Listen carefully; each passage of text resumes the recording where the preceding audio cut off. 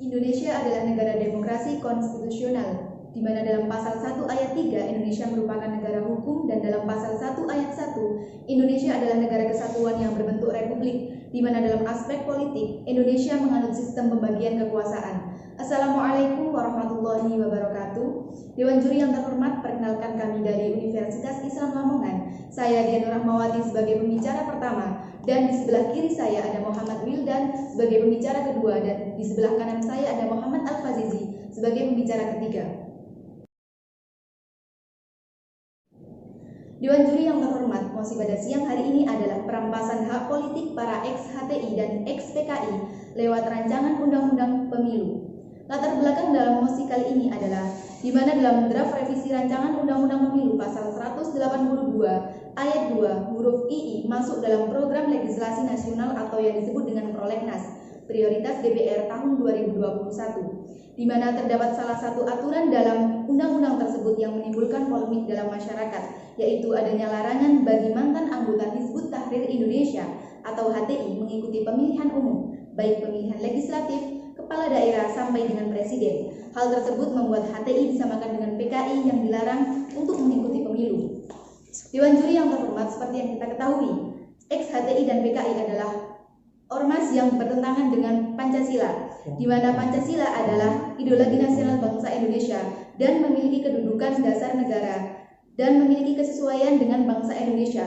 Selain itu, Pancasila memiliki derajat tertinggi sebagai nilai kehidupan kebangsaan, dan ideologi Pancasila berguna sebagai pandangan dasar dalam tata cara penyelenggaraan negara guna meraih cita-cita bangsa Indonesia. Namun, sebagai negara hukum, Indonesia menjamin perlindungan hak asasi manusia dalam Undang-Undang Republik Indonesia Nomor 39 Tahun 1999, di mana dalam undang-undang tersebut menegaskan bahwa hak asasi manusia adalah seperangkat hak yang melekat pada hakikat dan keberadaan manusia sebagai makhluk Tuhan Yang Maha Esa, dan merupakan anugerah yang wajib dihormati, dijunjung tinggi, dilindungi oleh negara, hukum pemerintah, dan setiap orang demi kehormatan serta perlindungan harkat dan martabat manusia. Terima kasih.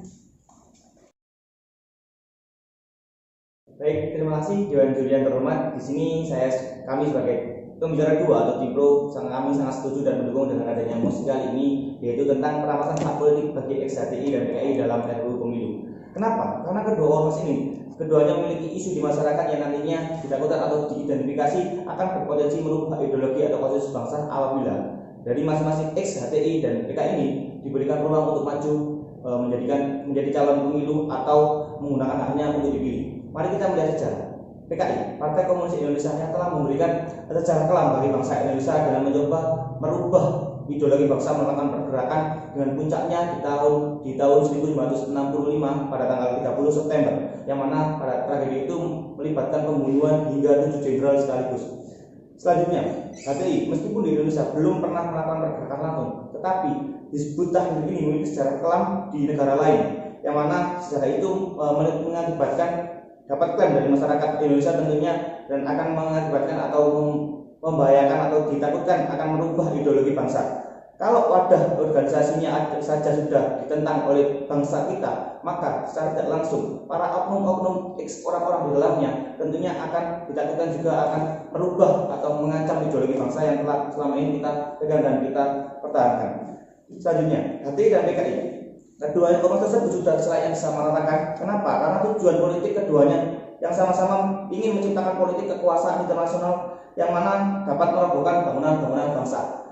Di dalam Indonesia terdapat 4 konsensus yang perlu kita pegang dan kita kuasai bersama, yang mana terdapat 4 konsensus. Yang pertama ada Pancasila, yang kedua ada NKRI, yang ketiga ada Bhinneka Tunggal Ika, dan yang terakhir ada Undang-Undang Dasar 1945. Dan tentunya 4 konsensus itu harus dipegang teguh oleh seluruh masyarakat dan tidak terkecuali para orang-orang yang nantinya akan maju ke dalam pemilu. Dan selanjutnya, untuk kedua ormas ini, PKI dan HTI ini telah mendapatkan klaim dari masyarakat yang mana mempunyai ideologi atau konsensus yang bertentangan dari 4 konsensus bangsa ini, dan juga bangsa ini memiliki hak-hak mencabut hak apabila tidak sesuai dengan hak Indonesia atau cita-cita bangsa dimuat dalam Perpu nomor 2 tahun 2017. Maka dari itu dikeluarkan TAP MPR nomor 25 tahun 1966 tentang pembubaran PKI. dan HTI sendiri telah dicabut badan hukumnya oleh Kemenkumham pada tahun 2017. Di dalam ex-HTI dan PKI ini memang terdapat dua bagian, yang mana terdapat bagian X yang keluar secara sadarkan diri karena memang tahu dan sadar apabila ormas yang diikuti tidak sesuai dengan konsensus bangsa, dan ada juga X yang keluar dari organisasi dengan terpaksa karena organisasinya dibubarkan. Jadi menurut kami, apabila para ex-HTI dan PKI ini diberikan tempat untuk maju menggunakan hak sebagai untuk haknya untuk dipilih, maka yang akan ditakutkan adalah nantinya apabila di pemerintahan akan mempengaruhi orang-orang sekelilingnya, bahkan mengajak orang-orang sekelilingnya untuk berpandangan politik atau berpandangan ideologis seperti yang mereka bawa.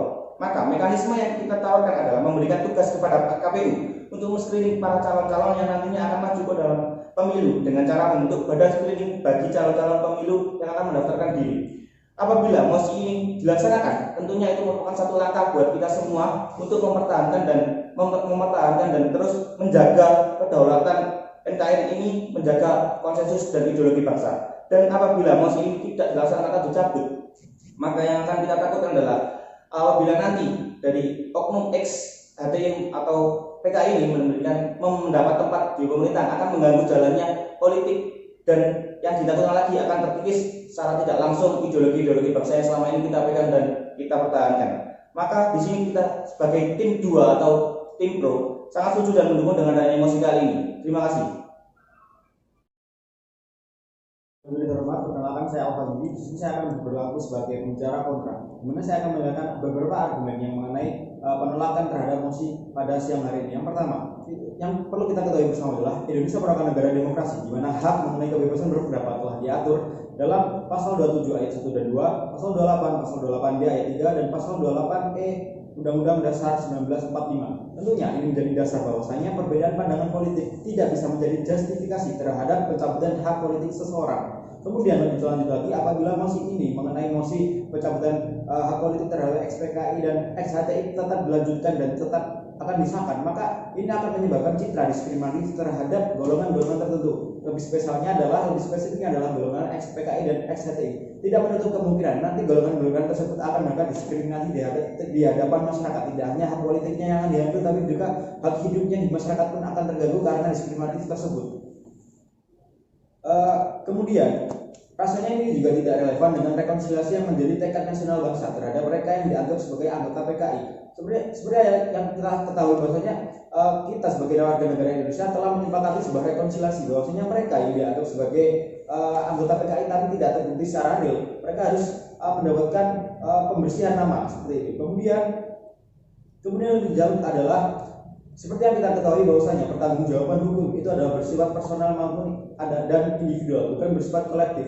Nah, tentunya di sini bisa kita simpulkan bahwasanya seharusnya apabila sebuah ormas atau organisasi itu terlelang, maka anggotanya tidak harus mendapatkan pencabutan politiknya. Tentu di sini yang bertanggung jawab adalah orang-orang yang bertanggung jawab saja yang harusnya dihukum, bukan semua anggotanya harus mendapatkan keputusan yang sama. Karena di sini tentunya kita tidak bisa memukul rata. Apabila di satu ormas itu bermasalah, tentunya semua anggotanya juga ikut bermasalah. Tentunya tidak bisa seperti itu di dunia terhormat. Tentunya ini adalah sebuah langkah yang sangat tidak baik yang akan diambil oleh pemerintah. Kemudian bisa kita lihat apabila mosi ini tetap dilaksanakan, tentunya cerminan dari negara demokrasi tidak akan terwujud di sini. Di dunia terhormat, kita ketahui bahwasanya negara Indonesia adalah negara demokrasi, di mana hak masyarakat sangat dipegang dengan teguh. Apabila salah satu haknya saja diambil, tentunya ini akan menyebabkan polemik kepada masyarakat. Tentunya kepercayaan masyarakat terhadap pemerintah tentunya akan berkurang, di mana semua keputusan-keputusan yang diambil pemerintah dianggap oleh masyarakat akan hanya keputusan yang sia-sia. Karena apa? Karena rasa kepercayaan masyarakat terhadap pemerintah telah berkurang akibat dari adanya mosi ini. Kemudian lebih jauh lagi, apabila mosi ini tetap dilaksanakan, tentunya mekanisme dari mosi ini tentunya akan menyulitkan penyelenggara pemilu. Di sini bisa dibilang kita adalah KPU sebagai penyelenggara pemilu yang ada di Indonesia. Pertama, apabila ingin membuktikan apabila ingin mencabut hak politik seseorang, tentunya memerlukan pengaturan yang sangat rigid, dari mulai aturan hukum, alasan yang sah, menjamin proporsionalitas dan akuntabilitas. Kita tidak bisa semena-mena mencabut hak politik seseorang. Karena apa? Tentunya kita harus membuktikan seseorang tersebut layak atau tidak hak politiknya dicabut. Kemudian harus dijelaskan badan yang secara jelas badan mana yang bertanggung jawab terhadap mekanisme tersebut. Kemudian lebih lanjut lagi, tentunya apabila ingin memutuskan seorang ini sebagai ex HTI dan XPKI yang hak politiknya dicabut, tentunya harus ada putusan pengadilan yang bersifat jelas dan bersifat ingkrah. Di sini adalah keputusan bersifat tetap. Apabila tidak ada keputusan bersifat tetap, ditakutkan apabila nanti suatu saat isu ini akan menjadi sebuah alat politik bagi orang-orang yang melakukan pemilihan umum. Apabila seperti contoh, apabila ada dua orang yang maju ke pemilihan presiden dan salah satu lawannya melakukan black campaign dengan menyerang lawan yang lain dengan cara menuduh dia adalah seorang mantan HTI maupun mantan PKI, tapi tidak ada bukti secara real dari pengadilan bahwasanya bahwasanya dia adalah XPKI dan XHTI. Tentunya ini akan menyebabkan polemik baru yang ada di masyarakat, akan menyebabkan sebuah permasalahan baru di masyarakat. Kemudian masalah identifikasi. Apabila hak ini dicabut adalah hak pemilu, hak apa yang akan dicabut? Sedangkan hak politik ada dua, yaitu hak dipilih maupun hak memilih. Apabila hak dipilih atau hak memilih akan dihapuskan, tentunya identifikasi mereka yang berhak untuk memilih dan mereka yang tidak berhak untuk memilih tentunya akan sulit. Bahwasanya kita tahu bahwasanya masyarakat Indonesia adalah masyarakat yang sangat banyak.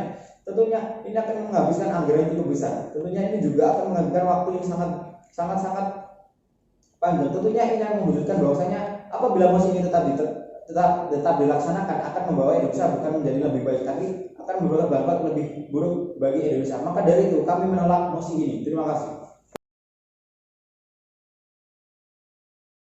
Baik, Dewan Juri yang terhormat, di sini saya akan menyampaikan closing statement dalam mosi pada siang hari ini, yaitu seperti yang kita ketahui bahwa setiap rakyat dan pejabat negara juga harus mengedepankan 4 konsensus Indonesia, yaitu Pancasila, NKRI, Bhinneka Tunggal Ika, dan Undang-Undang Dasar 1945. Di mana apabila mosi ini dilaksanakan, maka kita akan menjunjung ideologi negara dan merupakan suatu langkah bagi kita untuk tetap mempertahankan ideologi bangsa Indonesia dan menjaga tata cara penyelenggaraan negara Indonesia dalam meraih cita-cita bangsa Indonesia.